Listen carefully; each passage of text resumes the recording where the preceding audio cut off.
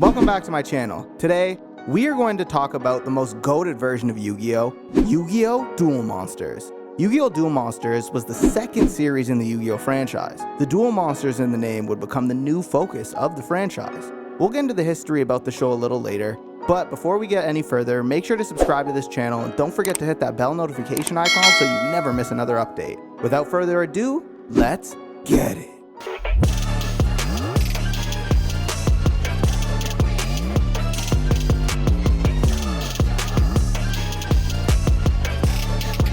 Yu-Gi-Oh! Duel Monsters aired on TV Tokyo from April 18, 2000 to September 29, 2004. In North America, 4Kids licensed the dub, and it aired from September 29, 2001 to June 10, 2006. Yu-Gi-Oh! Was created by the late Kazuki Takahashi, running in Shueisha's Weekly Shonen Jump magazine in 1996 for 38 volumes until March 8, 2004. Takahashi originally created the series as a horror manga about a kid who got possessed and would use games as a method to torture school bullies and villains. One of the chapters introduced the Duel Monsters trading card game, and fans were ecstatic. So Takahashi's manga and the first season of the anime rebooted as the Duel Monsters franchise. The anime adaptation for Yu-Gi-Oh! Duel Monsters was produced by Studio Gallop, consisting of a total of 224 episodes over 12 arcs. Now, let's get into the story. Number 1. The Duelist Kingdom Arc. Yugi Moto is a high schooler who is in possession of a 3,000-year-old, 5,000 in the dub, mystical item known as the Millennium Puzzle. After solving the puzzle, he is possessed by the spirit of an ancient pharaoh known as Yami Yugi. The two souls now inhabit the body of Yugi Moto. One afternoon, Yugi defeats his friend Joey Wheeler in a Duel Monsters card match at school. Afterwards, he invites his friends Joey, Taya, and Tristan to his grandpa's card shop to see his grandpa's rare card, the Blue Eyes White Dragon. However, Seto Kaiba, overhearing the conversation, kidnaps grandpa and forces him to duel for the prize card. Yugi and his friends arrive too late and witness Seto Kaiba destroying the Blue Eyes White Dragon card. Enraged, Yugi challenges Kaiba to a duel. Possessed by Yami, Yugi defeats him using the legendary 5 pieces of Exodia, the Forbidden One, taking Kaiba's title as the Duel Monsters World Champion. Shortly after, Maximilian Pegasus, president of the company Industrial Illusions and creator of the game of Duel Monsters, invites Yugi to participate in his Duelist Kingdom tournament, engaging Yugi in a quick match and stealing his grandpa's soul using his own Millennium item, the Millennium Eye, as punishment for Yugi's defeat. To rescue Grandpa, Yugi enters the Duelist Kingdom tournament. Throughout the competition, Yugi faces various opponents including Weevil, that ugly bug-eyed bitch who throws Yugi's 5 pieces of Exodia in the ocean. If this was real life, I'm throwing hands with that. Yugi wins several duels, reunites with Kaiba, and confronts Pegasus, leading to a high-stakes final duel where Yugi employs a risky strategy to outsmart Pegasus and win, freeing the captured souls, including his grandpa, Kaiba, and Mokuba, Kaiba's little brother. Yugi and the gang's classmate, Bakura, is then revealed to be in possession of the Millennium Ring, and is possessed by Yami Bakura, aka the Bandit King. Yami Bakura challenges a recently defeated Pegasus to a duel, beats him, and takes his Millennium Eye as punishment. Pegasus was a simp. This man traveled the world, kidnapped a little boy and a senior citizen, and used ancient Egyptian magic, and for what? All to bring back his bitch from beyond the grave. Stop it, Pegasus. Yugi is then met by none other than the man himself. Even though I'm not your man, you're not my girl, I'ma call you my Protector of the Millennium items, who enters his mind using the Millennium Key and reveals that Yugi's soul has been split into 2 halves. One half belonging to Yami Yugi, and the other Yugi Moto, who is now responsible for protecting the fate of the world against the evil Shadow Games. Leading us to the next arc, Rebecca. After this encounter with Shoddy, Yugi brings his recovering grandfather home, and runs into a young girl named Rebecca who accuses his grandpa of stealing her grandfather's Blue Eyes White Dragon. Yugi duels Rebecca at Kaiba Land to teach her a lesson about the heart of the cards. The duel mirrors their grandfather's past match, and Yugi decides to surrender so he can teach her an important lesson. Ultimately, Rebecca learns and apologizes, and receiving the Ties of Friendship card from Yugi. leading us to the first filler arc, Legendary Heroes. In this arc, Yugi and friends help Mokuba rescue Kaiba, who's trapped in a virtual world. They engage in battles, solve puzzles, and defeat the Big Five, a group of 5 corporate executives that used to work for Kaiba's dad, using Yami Yugi's Dragon Master Knight to destroy their monster, the 5-headed dragon, saving Kaiba and returning to reality. Leading us to the second filler arc. There are so many fillers in the show. Dungeon Dice Monsters. A new game shop called the Black Clown has Yugi's grandpa worried about his own store's competition. Yugi and friends encounter the new game shop, receiving a flyer for Dungeon Dice Monsters. Joey then decides to challenge the owner of the shop, Duke Devlin, but loses. Yugi then intervenes when Duke humiliates Joey, challenging him to a Dungeon Dice Monsters match. Despite Duke's advantage and resentment toward Yugi over Pegasus' disappearance, Yami Yugi's skill leads to victory, and post-duel, Duke opens up, feeling defeated. But Yugi and friends praise his new game, and Duke apologizes and they agree to be friends, rekindling Duke's hope for his game's success. Number 5, Battle City Arc. Yugi replaces the Millennium Puzzle's rope with a chain and discusses his feelings for Taya with Yami Yugi. They encounter Bandit Keith, who's possessed by an ominous duelist named Merrick, who steals the Millennium Puzzle. Yugi and Keith duel, and Merrick, controlling Keith, smashes the puzzle in a fire. Yugi's friends then save it, and Yugi is able to rebuild the puzzle. Yami Yugi then reveals he's suffering from memory loss and suspects that all of this has something to do with the Millennium items. Yugi then attempts to restore Yami's memories, leading to a revelation from the museum curator Ishizu Ishtar that her family guarded the tomb of the ancient pharaoh for generations, and 2 of the Millennium items, the Millennium Rod and the Millennium Necklace, were passed on to Ishizu and her brother Merrick. But he eventually turned against the family to obtain the power of the pharaoh for himself via the sacred Egyptian god cards. Ishizu gave one of the Egyptian god cards, Obelisk the Tormentor, to Kaiba in exchange for starting a Duel Monsters tournament in order to find the remaining god cards. Preparing for the Battle City tournament, Yugi reconstructs his deck and duels against Merrick's gang of rare hunters. Merrick eventually uses Joey to duel Yugi, chaining them both to an anchor, but Yugi frees Joey from Merrick's mind control.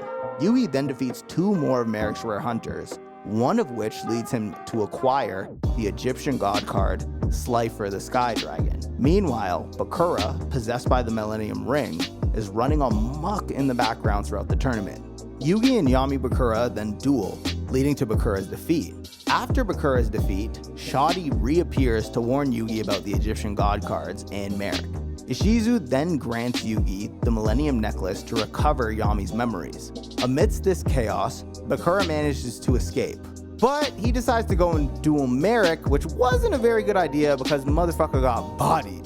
When we are abruptly interrupted by the 6th arc, another filler, Noah's Virtual World Arc. As the semifinals of the Baddie City... Whoa, let me chill. Baddie City might be lit, but that's not what this anime is about.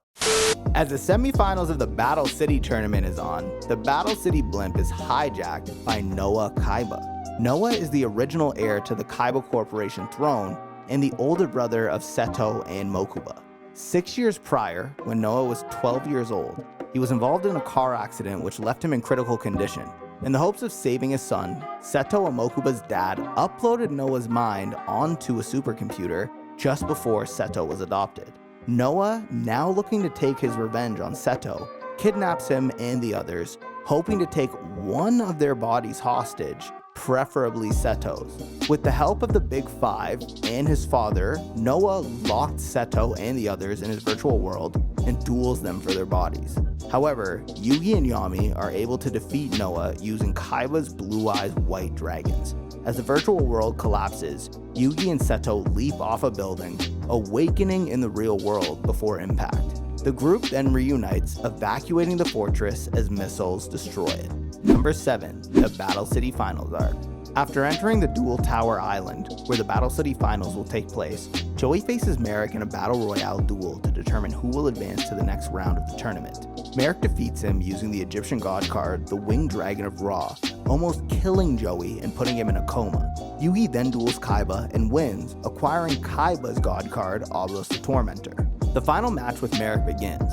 Yugi decides to work alongside Yami Yugi, despite the risk of losing his own soul. Attempting not to harm the good Merrick within Yami Merrick, Yugi is able to push Merrick into a corner, causing Yami Merrick to surrender. Yugi's victory is secured, and he receives the Winged Dragon of Ra from Merrick, who reveals the hieroglyphics on his back hold the secret of the Pharaoh's power. Kaiba announces the duel tower's destruction, allowing an hour for everyone to evacuate. Amidst the chaos, Yugi ensures Joey and the others are safe. The Kaiba brothers then escape in their jet, leaving Yugi and his friends to bid them farewell. Back at Yugi's grandpa's card shop, Yugi and Yami Yugi prepared a deck with Joey's Red Eyes Black Dragon, and at dawn, they met Joey at a plaza for a final duel, marking the conclusion of their Battle City journey. Number 8. Waking the Dragons. In this filler arc, in the aftermath of the Battle City tournament, Yami and Yugi head to the museum to recover his lost memories using the Egyptian god cards, but a dark force stops them. Suddenly, duel monsters start attacking civilians around the city, despite Kaiba shutting down the holographic dueling system his company created, and the god cards are stolen from Yugi's grandfather by a group of bikers. The group catches up to the thieves, where they encounter Garimo, a duelist collecting souls using the card, the Seal of Orichalcos, who is able to summon Obelisk the Tormentor despite not being in control of any Millennium items. After defeating Garimo, Yugi and his friends meet with Rebecca Hawkins' grandfather. He tells them that Yami is an ancient Egyptian pharaoh that saved the world from evil sorcerers who used real monsters by sealing those monsters inside of tablets. More importantly, Duel Monsters dates back further than Egypt, all the way back to the Kingdom of Atlantis 10,000 years ago. It turns out that the group responsible for the theft of the god cards is Doma, who is led by Darts, the king of Atlantis, who wants to use the god cards to awaken the great Leviathan. After being transported to another dimension, Yugi, Kaiba, and Joey are then entrusted with the 3 legendary dragons, Timaeus, Critias, and Hermos, to defeat Darts and the Great Leviathan. Eventually, Yugi loses his soul to the Seal of Orichalcos, leaving Yami to challenge Darts to a duel, saving them from Darts and the Great Leviathan. Bringing us to another filler. Back-to-back fillers, hooray! Number 9, KC Grand Championship. Kaiba hosts a new tournament, the KC1 Grand Prix, where the winner gets to duel Yugi for the World Duel Monsters Championship title. During the event, a hacker traps all of the contestants in the electronic stadium, setting the CPU difficulty to maximum. Yugi transforms into Yami to defeat the CPU and free everyone. As the tournament progresses, Kaiba discovers one of the contestants, Siegfried Lloyd, is actually his childhood rival, Siegfried von Schroeder. Siegfried was behind the hacking and gets disqualified by Kaiba before the finals, where he is about to duel against Leon Wilson. Siegfried then says Kaiba is doing this because he fears his power, and Kaiba makes a deal with him that if he beats him in a duel, he'll stay in the tournament, but if Kaiba wins, he'll be disqualified. During the duel, Siegfried reveals his wishes to take over Kaiba Corp's dealings with Pegasus's company, Industrial Illusions, but despite his best efforts, loses to Kaiba. Leon Wilson, the finalist of the Grand Prix, then advances to face Yugi. Leon Wilson is revealed to be Leon von Schroeder, Siegfried's younger brother who desires his family get respect and uses an illegal card against Yugi called Golden Castle of Stromberg. Finding its weakness, Yugi defeats Leon with Dark Magician. Number 10, Capsule Monsters. This is worse than regular filler. This is not just filler, this is 4Kids only filler. It was a 4Kids original filler that needed to die and be forgotten. This literally wasn't even Yu-Gi-Oh! They was playing chess and shit, dressed up as monsters. I ain't gonna get into it. Moving along. Number 11, Pharaoh's Memories Arc. Yugi sought to unlock the Pharaoh's memories in Egypt, but first learned of his grandpa's past journey recovering the Millennium Puzzle. Grandpa, unaware of the route back to the tomb, urged Yugi to leave the Egyptian god cards, fearing their return. Yugi insisted they were essential for the Pharaoh, and Grandpa relented, acknowledging Yugi's role in aiding the Pharaoh's recovery. Yugi, reflecting on his meeting with Yami, dreamed of their transformative encounter. During an airport encounter, Yugi intercepted Rex and Weevil, stealing the God cards, leading to a confrontation with Yami Bakura. Bakura returned the items, but kept the Millennium Ring, revealing a common goal to bring the 7 Millennium items to the Millennium Stone, setting the stage for a significant shadow game. Arriving in Egypt with his friends, Yugi and company met Ishizu, Merrick, and their brother Odeon Ishtar at an underground cavern housing ancient stone tablets. As Yami presented the God cards to the tablet, his spirit was unexpectedly drawn into the memory world, leaving Yugi behind, confused by the sudden absence of Yami's presence. Shadi then appears, explaining the Pharaoh's departure to a memory-created world and the paralleling his initial seal in the Millennium Puzzle. Yugi and friends pleaded with Shadi to enter the memory world and aid the Pharaoh, entering through a doorway within the Millennium Puzzle. Inside, they navigate a labyrinth reflecting the Pharaoh's heart, encountering Yami Bakura and understanding the necessity of waiting for the Pharaoh's call rather than seeking him out. Their focus summoned a door to the memory world, propelling them into an ancient Egyptian realm, as spectral entities unnoticed by others. They met Bobasa, capable of interacting with objects, and followed Priest Seto to the palace, discovering their ability to touch certain barriers. Boboso offered assistance in accessing the palace, and amidst the challenges, they met the Pharaoh but lost him during a confrontation with the thief Bakura. Continuing their search, the group encounters Mana, who mistook Yugi for the Pharaoh. She joined their quest, showcasing her magical prowess. Eventually, they reunited with the Pharaoh, who explained his memory fragment and the looming danger of Zork. The Pharaoh departed with Mana, urging them not to intervene. Suspecting the Pharaoh's deliberate memory loss, the group ventured to uncover his name, vital for facing the impending battle with Zork. Inside the Pharaoh's tomb, they encountered puzzles and challenges, culminating in Tristan sacrificing himself to guide Yugi through a perilous path. Their perseverance leads to the revelation of the Pharaoh's name, Atem, aiding in the revival of the Egyptian gods and defeating the monstrous creature Zork. The Pharaoh and Yugi, embracing their distinct identities, emerge from the memory world, bidding farewell to the priest Seto and the memory realm. Back in the cavern, Bakura, now freed from his possession, appears, prompting the Yugis to claim their remaining Millennium items and the Millennium Eye. Their encounter, however, is cut short by the unforeseen arrival of Kaiba, leaving them with more questions as they regain the Millennium Ring and the other items. Leading to the final arc, number 12, the Ceremonial Battle Arc. Yugi, joined by his friends and guided by the Ishtars, embarks on a boat to journey to the Shrine of the Millennium Stone, the final resting place of the Pharaoh. There, Merrick reveals that the Pharaoh needed to lose a ceremonial battle in order to move on to the afterlife. Despite Joey and Kaiba offering to duel the Pharaoh, Yugi insists on facing him himself, believing it to be essential for both of them to move on. The night before their arrival at the shrine, Yugi works on his deck, reflecting on the impact of solving the Millennium Puzzle on his life. He shares a moment with Taya, who expresses her reluctance for the Pharaoh to depart, offering support to Yugi and questions the Pharaoh's feelings. Atem, however, feels the same way and prepares his own deck for the looming battle. The following day at the shrine, Yugi places the Millennium items in the Millennium Stone, triggering the separation of their souls into two bodies. The duel between Yugi and Atem begins, with Atem swiftly summoning the Egyptian gods. Utilizing strategic combinations, Yugi manages to redirect and eventually destroy the god cards. The duel intensifies as they employed familiar cards they had used together in the past against each other. Yugi anticipates Atem's moves and counters them, culminating in a dramatic sequence where Yugi ultimately won by attacking Atem directly with Silent Magician.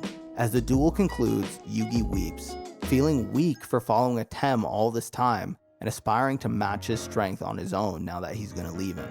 Atem, however, acknowledges Yugi's tenderness as a form of strength, emphasizing that Yugi has taught him a lot too. Atem clarifies that Yugi was now his true self, no longer merely just a mirror of Atem.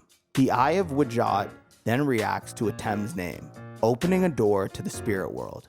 Yugi and his friends try to convince Atem to stay, but Joey helps Taya understand the necessity for Atem's departure.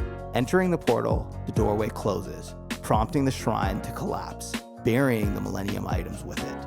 Returning to Japan, Yugi, reunited with his friends, embraces the notion that everyone possesses their own identity, and he receives a hug from Rebecca at the airport, acknowledging the end of the Pharaoh's tale while realizing that his own story was just beginning.